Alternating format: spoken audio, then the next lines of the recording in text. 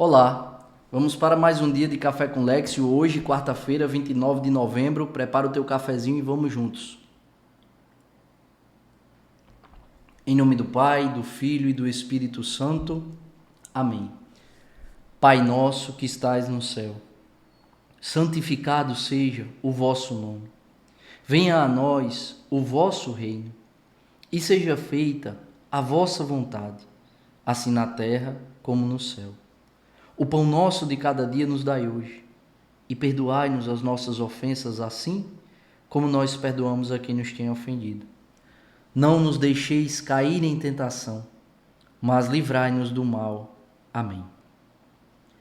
Ave Maria, cheia de graça, o Senhor é convosco. Bendita sois vós entre as mulheres, bendito é o fruto do vosso ventre, Jesus. Santa Maria, Mãe de Deus, rogai por nós, pecadores, agora e na hora da nossa morte. Amém. Glória ao Pai, ao Filho e ao Espírito Santo, como era no princípio, agora e sempre. Amém. São José, rogai por nós. Continuamos unidos, em nome do Pai, do Filho e do Espírito Santo. Amém. Primeira leitura de hoje, Daniel, capítulo 5, versículos de 1 a 6, depois pula para o 13, vai até o 14, depois pula para o 16, vai até o 17, depois pula para o 23 e vai até o 28.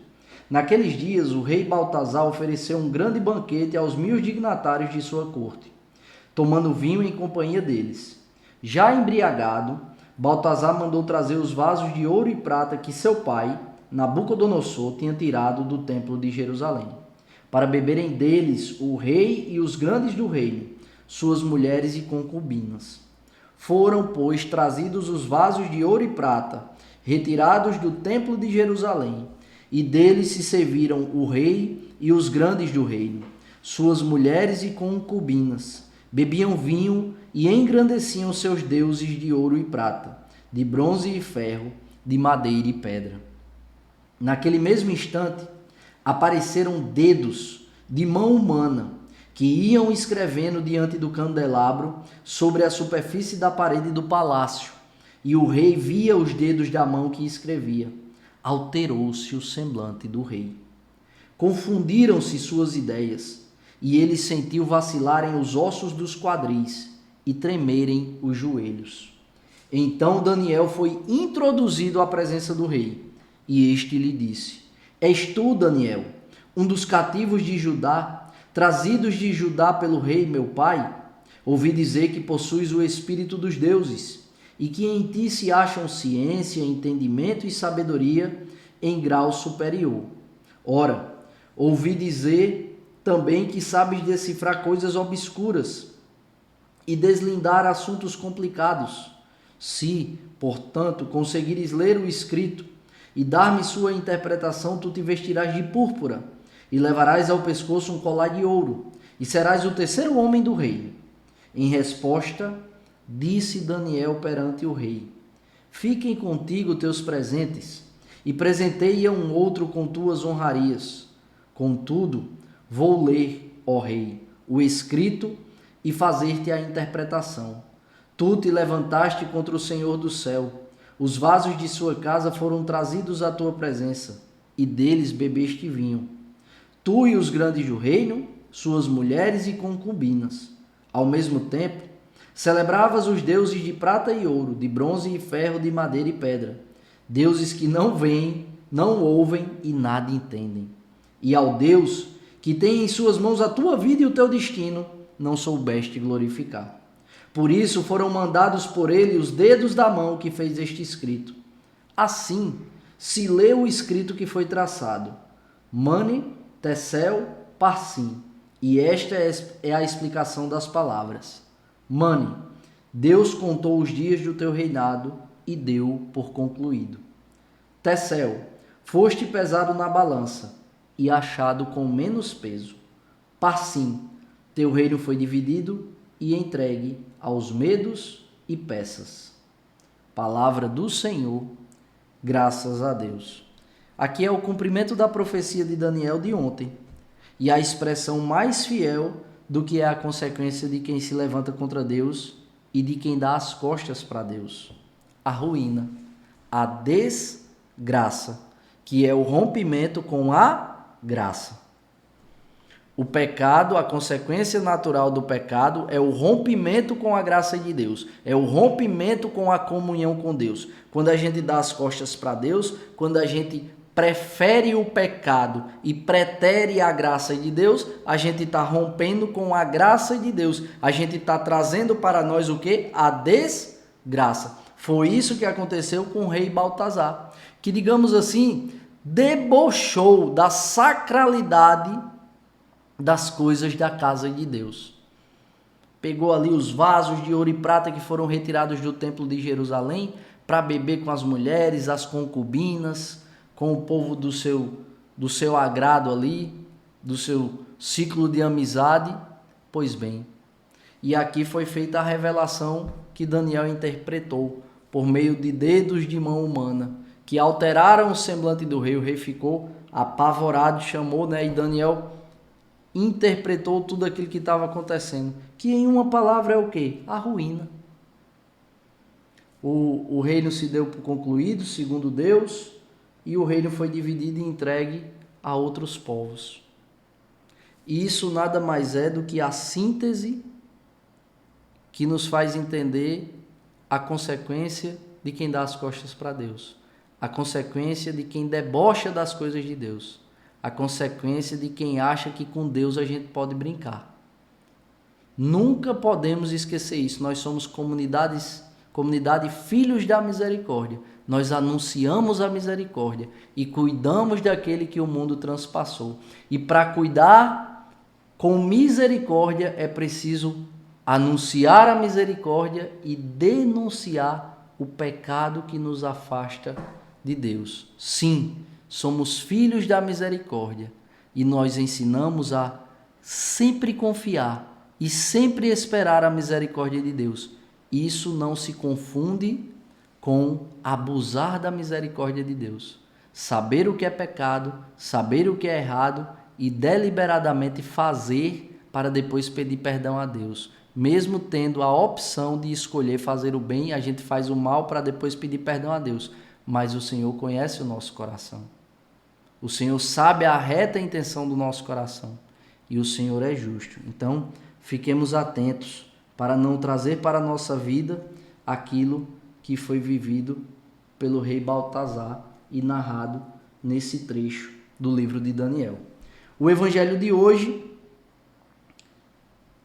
Lucas, capítulo 21, versículos de 12 a 19. Evangelho de nosso Senhor Jesus Cristo, narrado segundo São Lucas. Glória a vós, Senhor.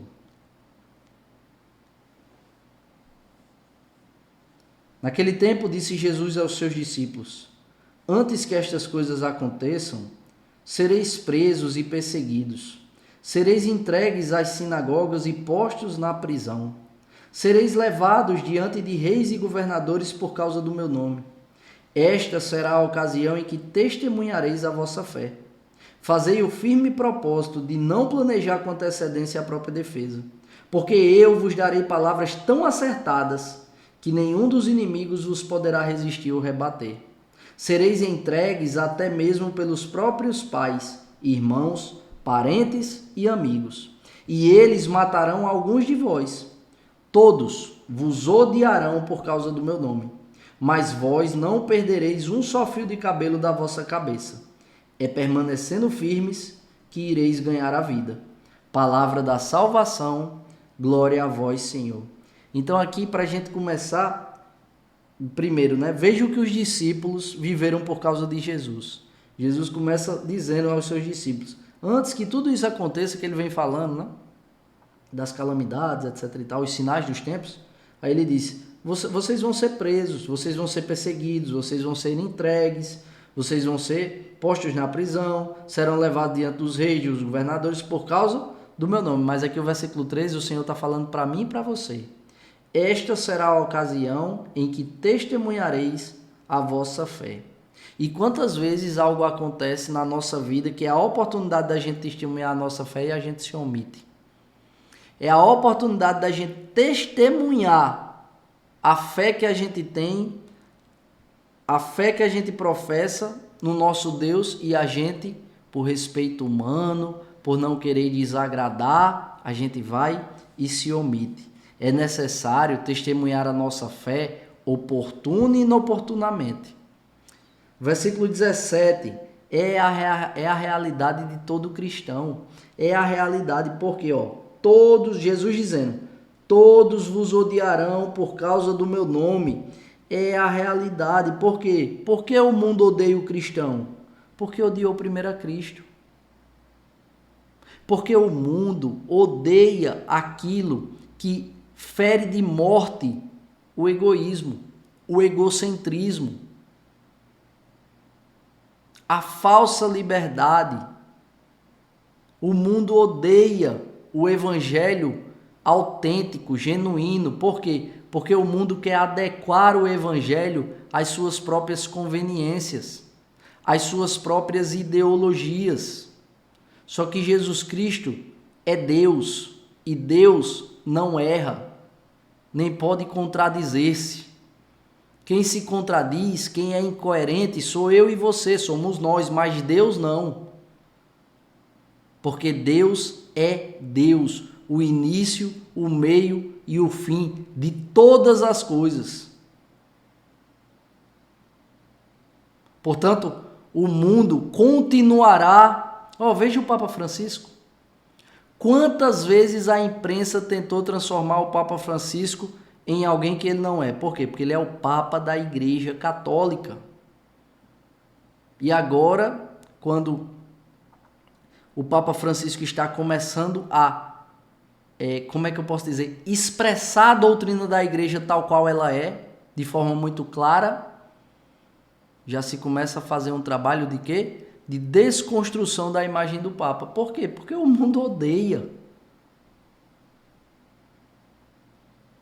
o evangelho autêntico e genuíno. Então é preciso que a gente abrace essa realidade e peça uma fé madura, que faça a gente testemunhar a nossa fé não somente quando é oportuno, mas também quando é inoportuno. Que faça a gente testemunhar a nossa fé, independente se a gente vai agradar A, B, C, D ou E. Independente se a pessoa vai entronchar a cara para a gente, se a gente vai ser ridicularizado. Papa Bento XVI nos ensinou isso com muita maestria. O martírio do católico atual não é o martírio de morrer, e olha que isso está acontecendo em muitos lugares do mundo, mas o martírio dos tempos atuais para o católico é o martírio de ser ridicularizado, de ser rejeitado, de ser excluído, de ser chamado de retrógrado, alienado.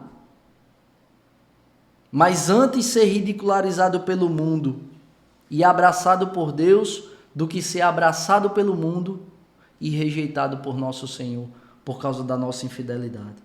Então, e a gente fia a nossa fé e a nossa esperança onde? Onde é que a gente vai colocar a nossa fé, a nossa esperança? Olha a promessa de Jesus no último versículo, no versículo 19. É permanecendo firmes que ireis ganhar a vida. Esse é o grande prêmio, essa é a grande paga, essa é a grande recompensa. Viver a vida eterna com o amado da nossa alma, Jesus Cristo nosso Senhor. Vivendo em seu reino, o reino que não passará, o reino que permanecerá para sempre. Que Deus nos abençoe e nos aprove a cada passo. Se vivo, vivo pela misericórdia do Senhor.